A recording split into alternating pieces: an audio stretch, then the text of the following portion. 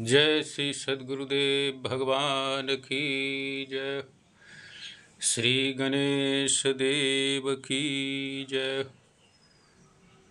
जय श्री सीताराम जय हनुमान संकट मोचन कृपा निधान वीर बजरंग बली की जय। सीताराम सीताराम सीताराम।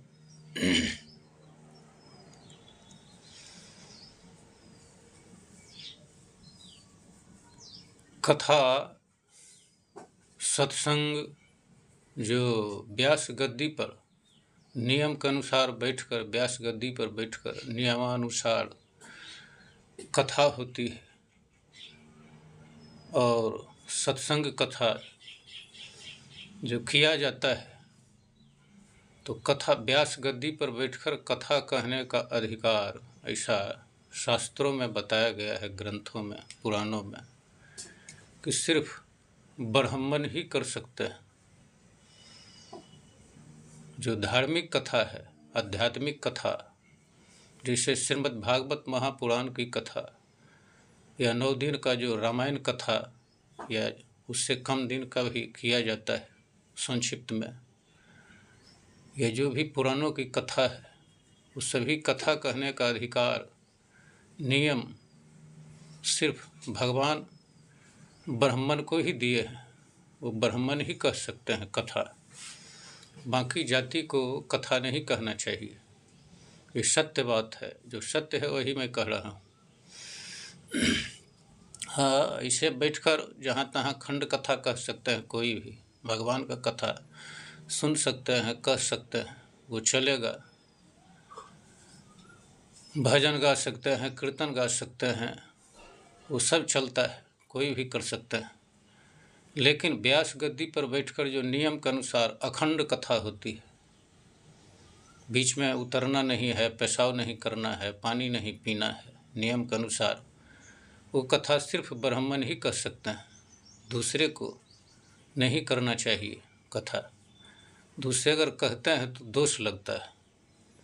अब सवाल है कि ब्राह्मण कौन है? तो ब्राह्मण तो पहले एक ही थे।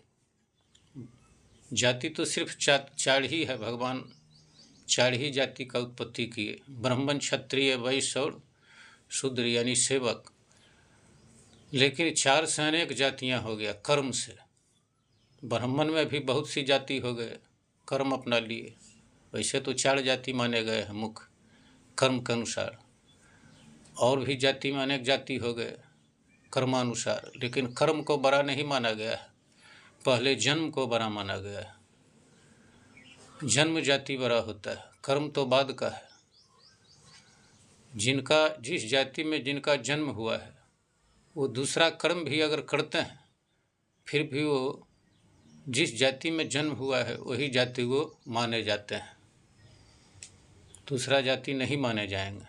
कर्म से भले वो दूसरा थोड़ा उसके तुल्य भले वो माने जाएंगे, लेकिन असल में वो जन्म जाति ही माना जाता है। जैसे इस शरीर का पहले जन्म होता है, और शरीर के अंदर जो बुद्धि है, विचार है, हाथ है, पैर है, उससे कर्म होता है, तो बाद का है। तो पहले जन्म जाति, उसके बाद कर्म जाति, इसलिए जन्म बड़ा माना गया है। तो ब्राह्मण जो हैं उन्हीं का अधिकार है व्यास गद्दी पर बैठकर कथा कहने का, भगवान का कथा। ब्राह्मण में 4 जाति हुए। सबसे ऊपर माने गए हैं श्रोत्रिय ब्राह्मण।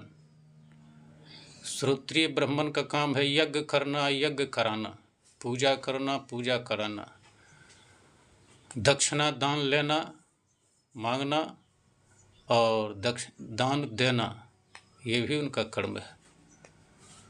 ये श्रोत्रिय ब्राह्मण का कर्म है। कथा भगवान का कहना, व्यास गद्दी पर बैठकर कथा करवाना, कहवा भी सकते हैं दूसरे कथाकारों से, और जो ज्ञानी है, जानकार है, वो कथा कह भी सकते हैं।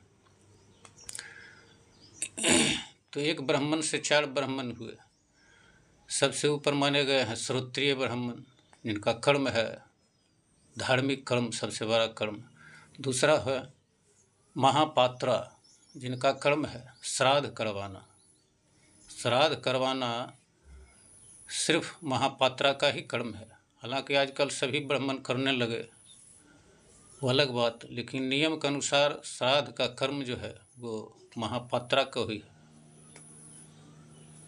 तीसरा में आ जाते हैं भूमिहार ब्राह्मण। अब कहेंगे भूमिहार ब्राह्मण कहाँ से आ गया, लेकिन बात बिल्कुल सत्य है कि भूमिहार ब्राह्मण भी है। भूमिहार तो सिर्फ कर्म से नाम पड़ा अलग से। भूमिहार का दूसरा नाम बाभन भी कहा जाता है। जैसे उत्तरी बिहार जो हमारे तरफ है उधर भूमिहार नहीं कहा जाता, उधर बाभन कहा जाता है। तो बाभन हिंदी में कहा गया, संस्कृत में बाभन को ही ब्राह्मण कहा जाता है। दोनों एक ही बात हुआ, कोई अंतर नहीं है। तो भूमिहार ब्राह्मण तीसरा नंबर में आते हैं। और चौथा नंबर में है भाट ब्राह्मण। अब भूमिहार ब्राह्मण का क्या कर्म है वो मैंने बतलाया नहीं आप लोगों को। पहले वो ब्राह्मण ही थे, जैसे ब्राह्मण है एक ही ब्राह्मण। तो ब्राह्मण उनको भगवान परशुराम भूमि दान में दे दिए। जब क्षत्रियों का विनाश कर दिए 21 बार, तो जितना क्षत्रिय मर चुके थे उनका जो भूमि था वो भगवान परशुराम के कब्जा में आ गया। कब्जा में आ गया तो भगवान परशुराम भी तो ब्राह्मण थे, तो अपने ही जाति को भूमि दान में दे दिए। वो तो ऋषि थे, उनको धन दौलत से क्या लेना देना था। तो भूमि दान में अपना ही ब्राह्मण को अपना भूमि जो कब्जा में था क्षत्रिय का भूमि, वो ब्राह्मणों को दान में दे करके वो महेंद्र पर्वत पर तपस्या करने के लिए चले गए। तो जिन जिन ब्राह्मणों को दान में मिला भूमि, वो धनवान हो गया, इतना ने भूमि हो गया। अब वो सोचे कि मैं ये ब्राह्मण वाला जो कर्म है, पूजा करना, दान दक्षिणा लेना, मांगना, यज्ञ कराना, यज्ञ करना, पालना, ये सब अब हम क्या करेंगे, इससे अच्छा है हम खेती बाड़ी करते हैं। धन दौलत बहुत हो गया, भूमि इतना न हो गया कि उसी समय वो भूमिहार ब्राह्मण कहलाए। यानी भूमि को हार करना, खेती बाड़ी करना, गौ पालन करना और दान देना। उनका वो अपना कर्म अपना लिए दान देना, दान लेना नहीं, सिर्फ दान देना। तो भूमिहार का कर्म है सिर्फ दान देना, लेकिन जड़ से तो वो ब्राह्मण ही है, बाद में न भूमिहार कहलाए। लेकिन सभी ब्राह्मण अपना कर्म नहीं छोड़े। उस समय कुछ भूमिहार ब्राह्मण बने और कुछ भूमिहार ब्राह्मण बनते हुए भी अपना जो कर्म ब्राह्मण का था वो नहीं छोड़े। भूमिहार ब्राह्मण अभी भी बहुत हैं। जैसे गया में जो पंडा पुजारी हैं उनमें से बहुत हैं भूमिहार ब्राह्मण, जो कि ब्राह्मण जैसा कर्म करते हैं।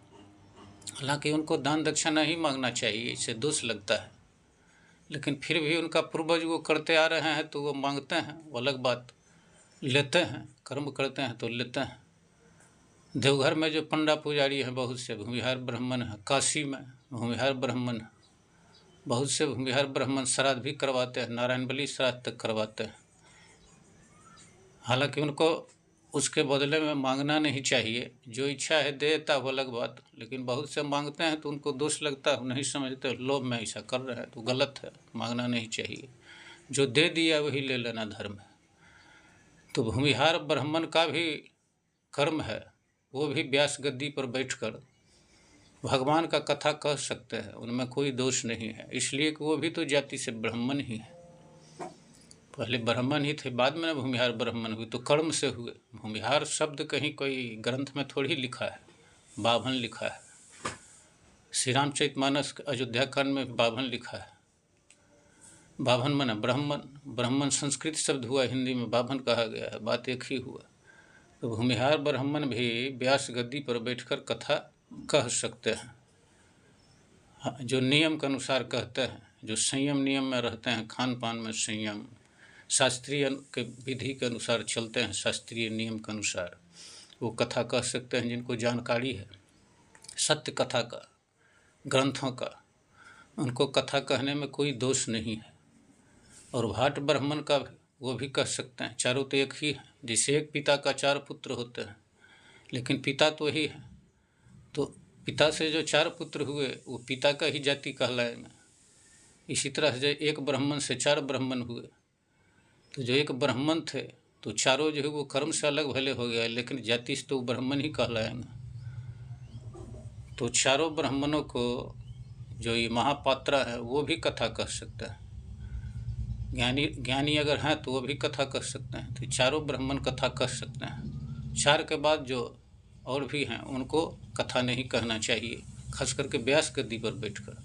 हाँ, जहाँ तहाँ बैठ कर सकते हैं, कीर्तन गा सकते हैं, अपना कीर्तनियाँ बहुत हैं, भजन गायक हैं, वो सब कर सकते हैं, उसमें कोई मना नहीं है। लेकिन व्यास गद्दी पर नियम के अनुसार जो कथा होता है, श्रीमद् भागवत महापुराण की कथा, रामायण की कथा, वो कहने का सिर्फ ब्राह्मण का ही काम है, वही कर सकते हैं। ये चारों ब्राह्मण में कोई भी कर सकते हैं, इनमें कोई दोष नहीं है।